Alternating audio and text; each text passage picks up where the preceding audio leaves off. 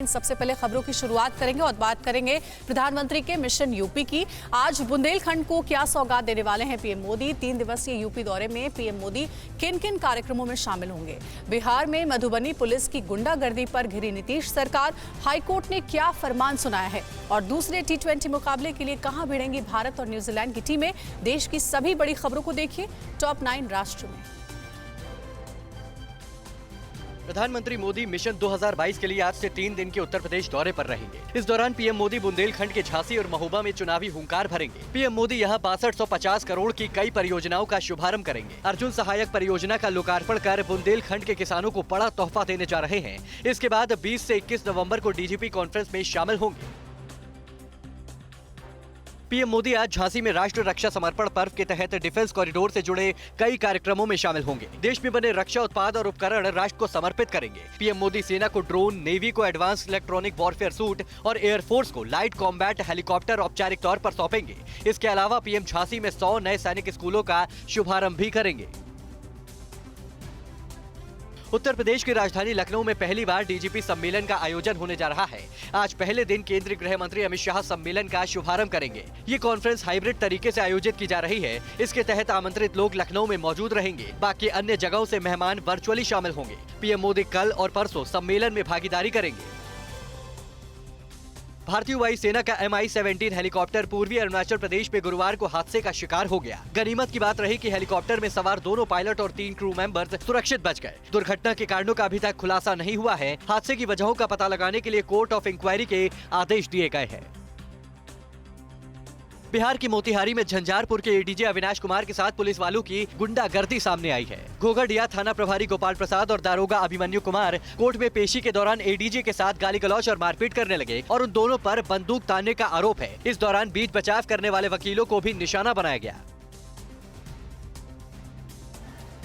Madhubani court में हुई वारदात के बाद पटना हाईकोर्ट ने स्वतः संज्ञान लेकर मामले पर डीजीपी और गृह सचिव से जवाब मांगा है। पटना हाईकोर्ट ने बिहार के गृह सचिव, मुख्य सचिव, डीजीपी और एसपी मधुबनी को नोटिस जारी कर 29 नवंबर को होने वाली सुनवाई के दौरान मौजूद रहने को भी कहा है। मधुबनी के इंचार्ज डिस्ट्रिक्ट एंड सेशन जज ने हाईकोर्ट से मामले की शिकायत की है।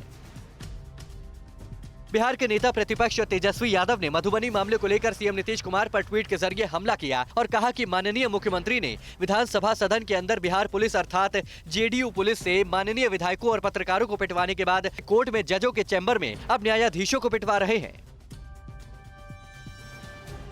आज साल का दूसरा और अंतिम चंद्र ग्रहण लगने जा रहा है। ये भारत में केवल पूर्वोत्तर राज्यों अरुणाचल प्रदेश और असम में आंशिक रूप से दिखेगा, जबकि उत्तरी यूरोप, अमेरिका, ऑस्ट्रेलिया और प्रशांत महासागर में ये पूर्ण रूप से दिखाई देगा। भारतीय समय के अनुसार ग्रहण दोपहर करीब 12:48 से शुरू होकर शाम 4:17 पर खत्म होगा।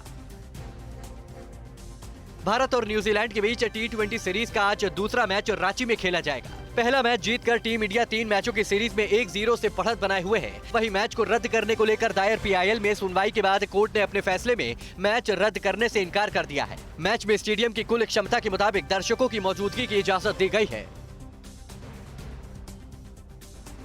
उत्तर प्रदेश में बीजेपी की रथ यात्रा की तैयारी क्या है। आम आदमी पार्टी के संयोजक अरविंद केजरीवाल कल से मिशन पंजाब का करेंगे आगाज और सीएम चन्नी और सिद्धू के बीच ताजा विवाद क्या है। राजनीति से जुड़ी अहम खबरों के लिए देखिए टॉप 9 सियासी संग्राम।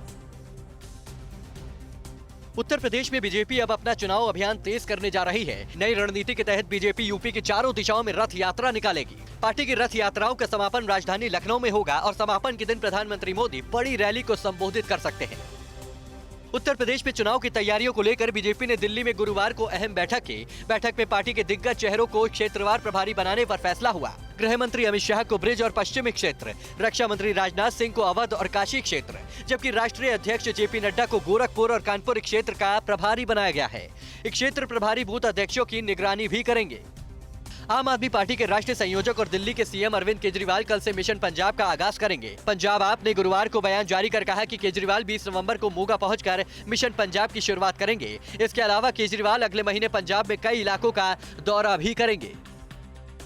पंजाब में चुनावी घमासान तेज है। अकाली दल सत्ता में वापसी के लिए पूरा जोर लगा रही है। इस बीच शिरोमणि अकाली दल के अध्यक्ष सुखबीर बादल ने साफ किया है कि हरसिमरत कौर बादल विधानसभा चुनाव नहीं लड़ेंगी।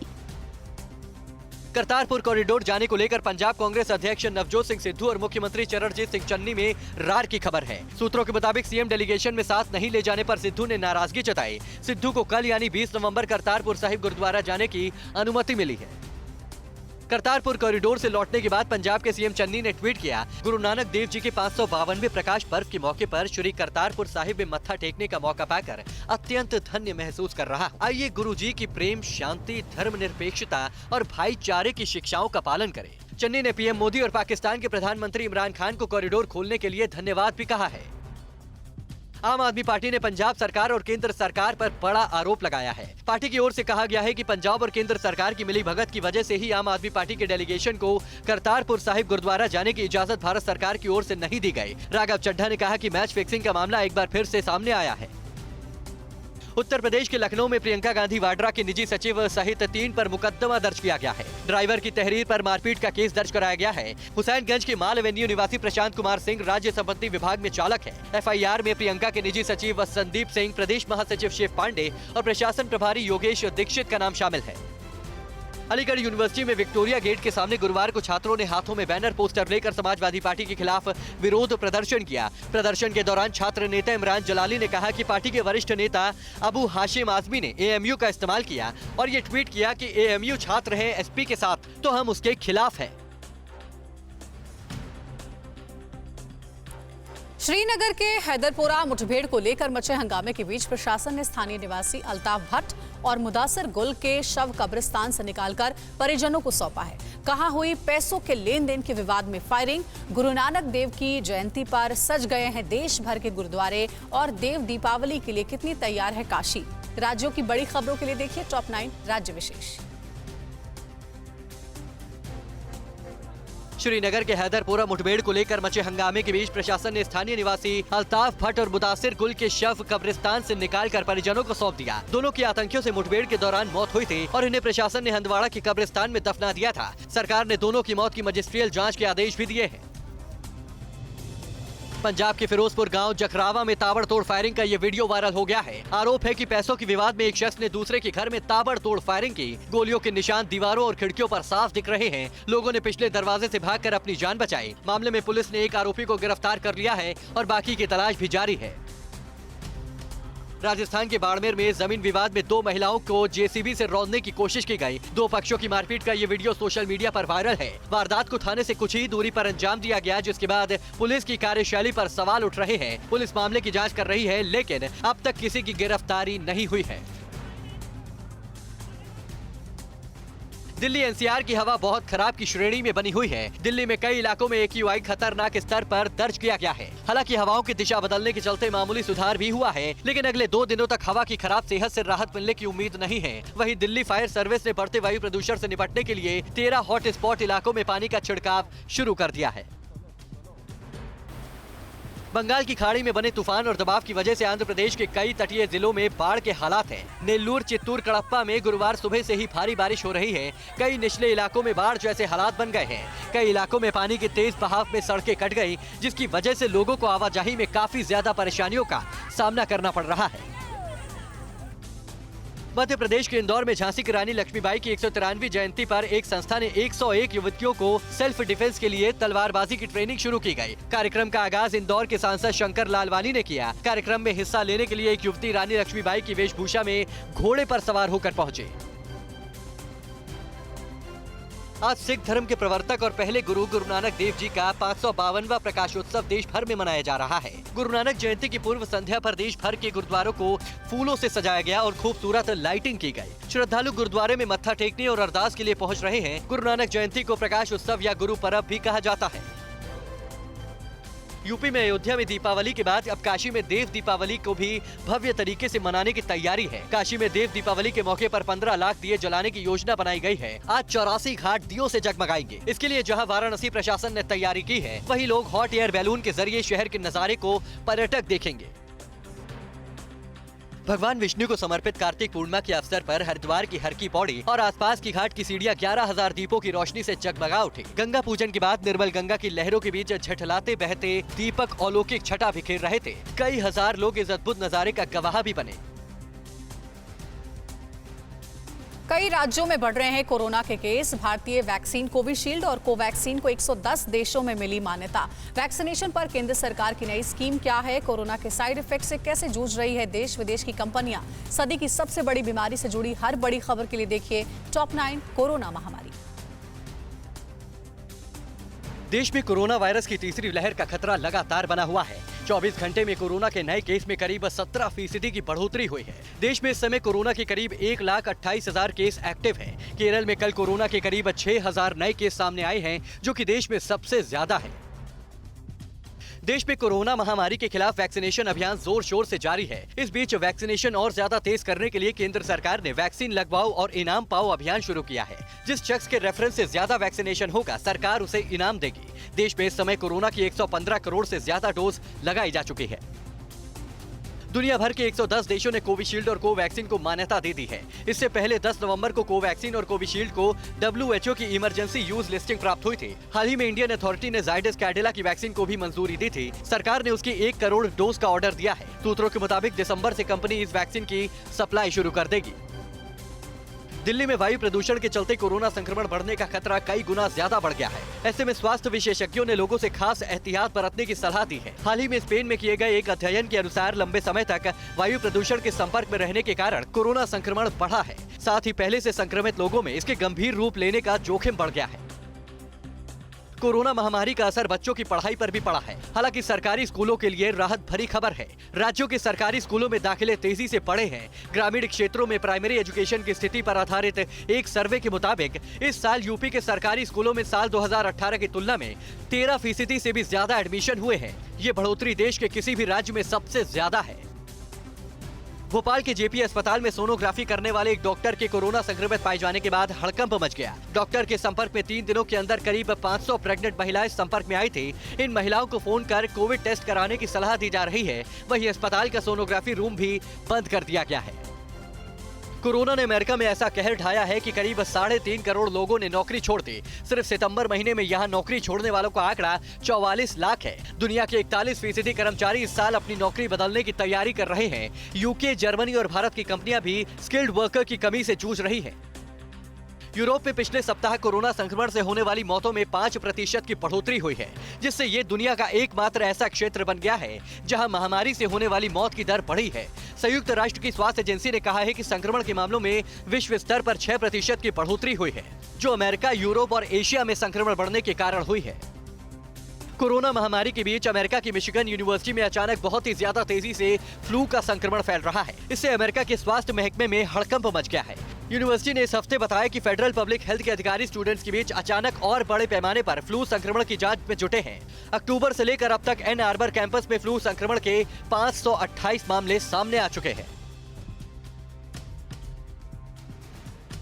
LAC विवाद पर 14वीं बार हुई भारत चीन की बात। क्या निकला परिणाम? जिनपिंग ने सेना पर कसी लगाम। क्या बनेंगे नए तानाशाह? ताइवान ने चीन को कैसे दिखाया ठेंगा? इमरान ने कट्टरपंथियों के आगे कैसे घुटने टेके? और अक्षय कुमार की फिल्म सूर्यवंशी को लेकर पाकिस्तान में क्यों मचा हुआ है हड़कंप? पड़ोसी मुल्कों की साजिशों से जुड़ी तमाम बड़ी खबरों के लिए देखिए टॉप 9 दुश्मन चीन पर। LAC पर तनाव के बीच भारत और चीन में कल 4वें दौर की बैठक हुई। इसमें पूर्वी लद्दाख में बाकी बचे मुद्दों के जल्द निपटारे पर सहमति बनी है। विदेश मंत्रालय ने बताया कि दोनों देशों के बीच वेस्टर्न सेक्टर में LAC की स्थिति को लेकर चर्चा हुई। इसके अलावा 10 अक्टूबर को जो सीनियर कमांडर्स की बैठक हुई थी, उसके बाद क्या डेवलपमेंट्स हुए हैं, इसकी भी समीक्षा की गई। चीनी राष्ट्रपति शी जिनपिंग तानाशाह होते जा रहे हैं। उन्होंने अपने देश में प्रभुत्व जमाने के लिए सेना पर कंट्रोल और ज्यादा बढ़ा लिया है। चीनी कम्युनिस्ट पार्टी के डॉक्यूमेंट्स बताते हैं कि जिनपिंग के पहले के नेताओं का सेना पर ज्यादा प्रभाव नहीं रहा है। चीन 2035 तक सेना के आधुनिकीकरण को पूरा करने और 2050 तक वर्ल्ड क्लास सेना बनाने के प्लान पर काम कर रहा है। चीन से खतरे के बीच ताइवान ने अपनी वायुसेना में अत्याधुनिक F-16 लड़ाकू विमान तैनात किए हैं। ताइवान की राष्ट्रपति त्साई इंग-वेन ने कल चियाली में वायुसेना अड्डे पर 64 अत्याधुनिक F-16 लड़ाकू विमानों को बेड़े में शामिल किया। ये विमान ताइवान की कुल 141 F-16A और B विमानों का हिस्सा बने, जो इसका पुराना मॉडल है। चीन की गीदड़ भभकी की परवाह न करते हुए ताइवान ने लिथुआनिया में अपना दूतावास खोला है। चीन ने ताइवान को लिथुआनिया में दूतावास न खोलने और लिथुआनिया से संबंध न बनाने की चेतावनी दी थी, लेकिन अब ताइवान ने चीन के कड़े विरोध को खारिज करते हुए लिथुआनिया में अपना दूतावास खोल लिया है। इमरान सरकार ने टीएलपी के सामने पूरी तरह से घुटने टेक दिए हैं। कल उसके मुखिया साद रिजवी को भी जेल से रिहा कर दिया गया। टीएलपी के हिंसक प्रदर्शन के बाद पिछले महीने इमरान सरकार ने उससे सीक्रेट समझौता किया था, जिसके तहत रिजवी की रिहाई की गई। साद रिजवी का नाम आतंकियों की सूची से भी हटा दिया गया है और उसे चुनाव लड़ने की भी छूट मिल गई है। अमेरिका ने दुनिया के सामने पाकिस्तान को फिर से आईना दिखा दिया है। अमेरिका ने पाकिस्तान की तुलना आतंकी संगठन तालिबान से की है। कहा पाकिस्तान और तालिबान एक जैसे हैं, दोनों ही अपने यहाँ मजहबी आजादी नहीं देते हैं। अमेरिका ने धार्मिक स्वतंत्रता पर एक नई लिस्ट जारी की है, जिसमें पाकिस्तान और तालिबान को एक ही कैटेगरी में रखा गया है। पहली बार इस लिस्ट में रूस को भी शामिल किया गया है। पाकिस्तान में धर्मांतरण की फिर से पोल खुल गई है। एक रिपोर्ट के मुताबिक पाकिस्तान में हर साल हजारों हिंदू और ईसाई महिलाओं का जबरन धर्मांतरण कराया जाता है। ग्रीक सिटी टाइम्स के मानवाधिकार कार्यकर्ता ने अल्पसंख्यक महिलाओं का दर्द बयां किया है। उन्होंने कहा कि सार्वजनिक जगहों से नाबालिग लड़कियों को अगवा किया जाता है, फिर उनका धर्मांतरण किया जाता है। पाकिस्तान की धार्मिक स्वतंत्रता पर भद क्या पिटी, अब भारत पर ही झूठा आरोप बढ़ने लगा है। पाकिस्तान के विदेश कार्यालय ने हरियाणा सरकार पर नमाज पर प्रतिबंध लगाने का आरोप लगाया है, जबकि हरियाणा सरकार ने कानून व्यवस्था की वजह से गुरुग्राम में सार्वजनिक स्थलों पर जुमे की नमाज पर रोक लगाई है। पाकिस्तान को अब भारतीय फिल्मों से भी डर लगने लगा है। पाकिस्तानी राष्ट्रपति आरिफ अलवी ने 5 नवंबर को रिलीज हुई अक्षय कुमार की ब्लॉकबस्टर मूवी सूर्यवंशी को इस्लामोफोबिया बढ़ाने वाली फिल्म बताया है। उन्होंने इस फिल्म में विलेन का नाम मुस्लिम रखने से आपत्ति जताई है। वहां की एक्ट्रेस महविश हयात ने भी राष्ट्रपति की बात का समर्थन किया है। बीजिंग ओलंपिक के राजनयिक बहिष्कार पर क्यों विचार कर रहा है अमेरिका? यूक्रेन बॉर्डर पर रूसी सैन्य जमावड़े पर किसने उठाए सवाल? अमेरिका ने अपने पायलटों को क्यों अलर्ट किया है? और सूडान में सेना के जुल्म से कितने नागरिकों की हुई मौत? ग्लोबल टेंशन से जुड़ी दुनिया की सभी बड़ी खबरों के लिए देखते हैं top 9 world battle ground. America भी चीन के बीजिंग शहर में होने वाले ओलंपिक के राजनयिक बहिष्कार पर विचार कर रहा है। राष्ट्रपति जो बाइडेन ने इसकी पुष्टि की है। यूरोपियन संसद में बीजिंग ओलंपिक के बहिष्कार का ऐलान किया जा चुका है। कई खिलाड़ी भी इसके बहिष्कार को लेकर खुलकर आवाज उठा चुके हैं। बीजिंग में शीतकालीन ओलंपिक खेल में 100 दिन से भी कम समय बचा है। अमेरिका ने यूक्रेन बॉर्डर पर रूस के सैन्य जमावड़े पर जवाब मांगा है। रक्षा मंत्री लॉर्ड ऑस्टिन ने पूछा कि रूस के राष्ट्रपति यूक्रेन से लगती सीमा पर सैनिकों की संख्या क्यों बढ़ा रहे हैं। ऑस्टिन ने इसे परेशान करने वाला सैन्य कदम करार दिया और कहा कि पुतिन को इस बारे में स्पष्टीकरण देना चाहिए। इथियोपिया की राजधानी अदीस अबाबा के पास युद्ध की स्थिति बनी हुई है। इसे देखते हुए अमेरिका ने अपने पायलटों को चेतावनी दी है कि वे इसके पास की गोलीबारी जद में आ सकते हैं। अदीस अबाबा अफ्रीका के सबसे व्यस्त हवाई अड्डों में से एक है। इस इलाके में इथियोपिया बलों और उत्तरी टिग्रे क्षेत्र के बीच जारी संघर्ष में एक साल में हजारों लोग मारे जा चुके हैं। भूमध्य सागर में ब्रिटेन के फाइटर जेट F-35B के क्रैश होने के बाद माहौल काफी गर्म है। डेली मेल की रिपोर्ट के मुताबिक यूनाइटेड किंगडम्स की रॉयल नेवी की पनडुब्बियां और special forces top secret steel तकनीक वाले 100 मिलियन पाउंड के फाइटर जेट को खोज रही हैं। ब्रिटेन को डर है कि कहीं इस विमान का मलबा रूस के हाथ न लग जाए। इराक के सबसे प्रभावशाली शिया धर्मगुरु मुक्तदा अल सद्र ने असंख्य ईरान समर्थक शिया सशस्त्र गुटों को भंग करने का आह्वान किया है। उन्होंने कहा कि यदि वो उनकी आगामी सरकार में शामिल होना चाहते हैं तो ऐसा करना ही होगा। इराक में हाल ही में हुए आम चुनाव के बाद अल सद्र इराक के सबसे बड़े नेता के तौर पर उभरे हैं। सेना ने तख्ता पलट का विरोध कर रहे लोगों पर कल अंधाधुंध फायरिंग की और 15 लोगों को मौत के घाट उतार दिया। प्रदर्शनकारी 25 अक्टूबर को हुए सैनिक विद्रोह के खिलाफ खार्तूम और ओम दुरमान इलाकों में सड़कों पर उतरे थे। ये लोग विद्रोह की अगुवाई करने वालों को सुनवाई के लिए सौंपने की मांग कर रहे थे। साउथ चाइना सी में चीन को चुनौती देते हुए अमेरिका और जापान की नौसेनाएं वॉर ड्रिल कर रही हैं। इस युद्धाभ्यास को हंटिंग एनिमी सबमरीन नाम दिया गया है। समंदर में जापान अमेरिका के इस एंटी सबमरीन एक्सरसाइज से चीन तिलमिलाया हुआ है। तुर्की से बढ़ते तनाव के बीच ग्रीस और अमेरिका ने एजियन में जोरदार युद्धाभ्यास किया। इस वॉर ड्रिल में ग्रीस की नेवी के साथ साथ वायुसेना के फाइटर जेट्स भी शामिल हुए। इस दौरान अमेरिका के घातक USS माउंट विहनी युद्धपोत का युद्ध कौशल भी देखने को मिला। विस्तारवादी नीति के चलते चीन की अब फिलीपींस के खिलाफ नई दादागिरी सामने आई है। फिलीपींस का आरोप है कि साउथ चाइना सी के विवादित क्षेत्र में उसकी नौकाओं पर चीनी कोस्ट गार्डों ने पानी की बौछारें की और उसे डुबोने की कोशिश की। ये नौकाएं फिलीपींस सेना को रसद सप्लाई में जुटी थी। परवाह देश की, सोमवार से शुक्रवार रात 10 बजे TV9 भारतवर्ष पर।